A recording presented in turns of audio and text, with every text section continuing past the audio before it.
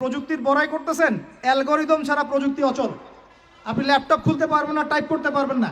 যে বইটা ইসলামের এগেনস্টে লিখেছেন ওই বইটা টাইপ করতে পারবেন না যদি অ্যালগরিদম না থাকে।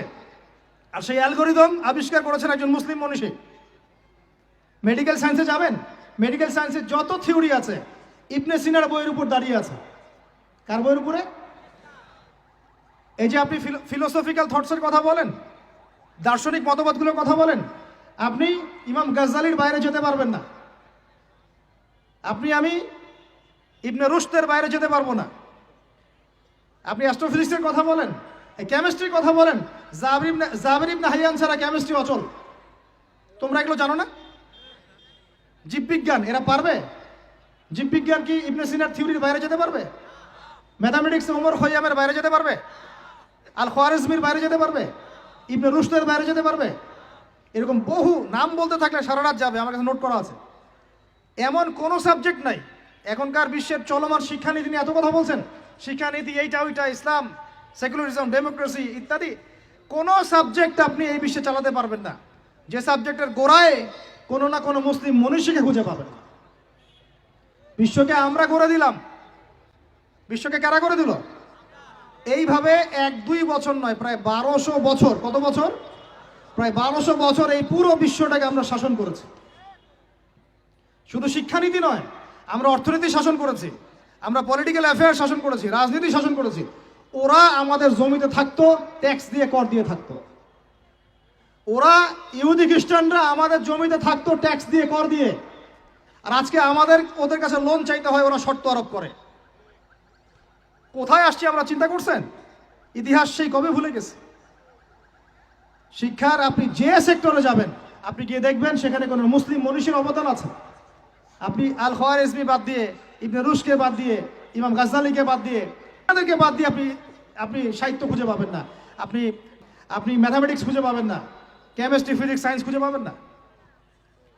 এখন আমাকে বলেন, ওই সময়কার এই মনীষীরা কি ইসলামী শিক্ষাটাকে বাদ দিয়ে শুধুমাত্র বৈষয়িক শিক্ষায় শিক্ষিত ছিলেন? না, ইসলামী শিক্ষার সাথে বৈষয়িক শিক্ষা দুটোই শিখেছেন? কোনটা বলেন? কথা বলেন। একটা শিখেছেন না দুটোই শিখেছেন? এখন এই সিলসিলা চলতে চলতে চলতে এই 1914 সাল থেকে নতুন একটা নিউ ওয়ার্ল্ড অর্ডার শুরু হলো। শব্দটা কি বললাম? New world order. আসলে 1914 থেকে না, আমি ভুল বলেছি, এটা ফরাসি বিপ্লব থেকেই শুরু হয়েছে। আর ফরাসি বিপ্লব হয়েছে 1789 না, 1789। এই যে 221 বছরের মতো এই সময়টুকুতেই নতুন একটা ওয়ার্ল্ড অর্ডার এসেছে। কারা দিচ্ছে অর্ডার? ওই ইহুদি খ্রিস্টান সভ্যতা, পশ্চিমারা। কারা দিচ্ছে?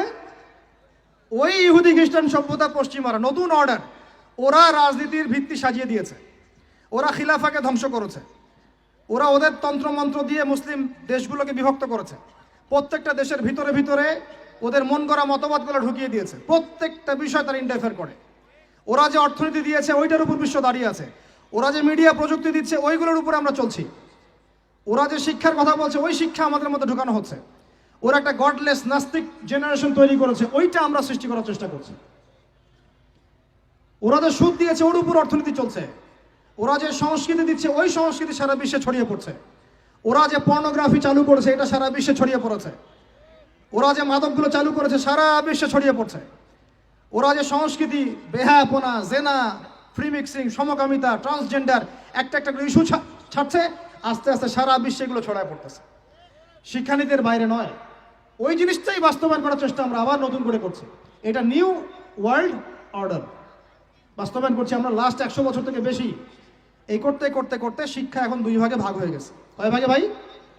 একটা জেনারেল স্কুল অফ থট বা সেকুলার স্কুল অফ থট, একটা হলো ইসলামিক স্কুল অফ থট। আমার সাথে বলেন, একটা সেকুলার স্কুল অফ থট, একটা Islamic school of thought. Secular school of থটটা এমনভাবে সাজানো হচ্ছে, শুরুতে বলেছি 20 বছর পড়বেন 20টা সূরা মুখস্থ করতে পারবেন না।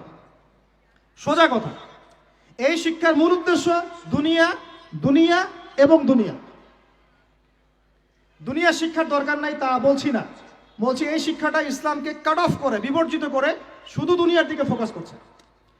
পক্ষান্তরে আরেকটা শিক্ষা যেটা ইসলামিক, এখানে মাশাআল্লাহ আমরা কোরআন হাদিস শিখছি বটে, তবে বর্তমান অর্থনীতি, বর্তমান রাজনীতি, বর্তমান ওয়ার্ল্ড অ্যাফেয়ার্স, বর্তমান জিওপলিটিক্স, বর্তমান দর্শন, এই জিনিসগুলোর ল্যাকিংস আছে।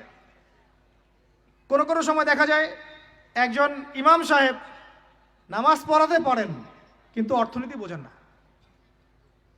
একজন বক্তা দায়ী আলেম মানুষ, তিনি মাশাআল্লাহ বয়ান করেন, কোরআন সুন্নাহ দিয়ে ওয়াজ করতে পারেন, কিন্তু তিনি ইংরেজি বোঝেন না, সায়েন্স বোঝেন না, ইকোনমি বোঝেন না, ওয়ার্ল্ড অ্যাফেয়ার্স বোঝেন না।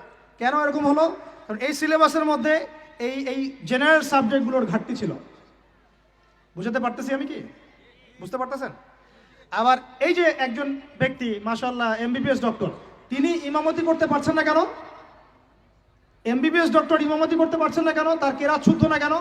কারণ তিনি তার পুরো স্টুডেন্ট লাইফে অনেক কিছু শিখেছেন, বাট কোরআন শেখেন নাই। বুঝতে পারছি? দুইটা দৌড়াচ্ছে দুই দিকে। দুইটা কোন দিকে? দুইটা দুই দিকে। এ হলো আমাদের বর্তমান শিক্ষা সংকট। এটাকে আমি বলি শিক্ষার মেরুকরণ। শিক্ষার মেরুকরণ মানে দুই মেরুতে দৌড়াচ্ছে দুইটা। উচিত ছিল বিগত 100 বছর থেকেই এই দুইটাকে সমন্বয় করা। তাহলে আজকে এই টিকটক জেনারেশন দেখতে হতো না, বেয়াদব প্রজন্ম দেখতে হতো না, এই মাদকদ্রব্য সেবনকারী জেনাকার প্রজন্ম দেখতে হতো না। তারা হালাল হারাম বুঝতো, নীতি নৈতিকতা বুঝতো, শেকড় চিনতো। তাদেরকে ওমর ইবনুল খাত্তাবের নাম জানাতে হতো না, খালিদ বিন ওয়ালিদকে চেনাতে হতো না, বিন কাসিম আর তারেক বিন জিয়াদের নাম শোনাতে হতো না। সমস্যাটা বুঝতে পারছেন ভাই? কোন জায়গায় সমন্বয় হয় নাই? কি হয় নাই? সমন্বয়ে যারা করার চেষ্টা করেছেন সেটা আমি প্রশংসার দাবি রাখে তারা অবশ্যই, কিন্তু এটাও বিশ্বের চ্যালেঞ্জ মোকাবেলার জন্য যথেষ্ট হয় নাই।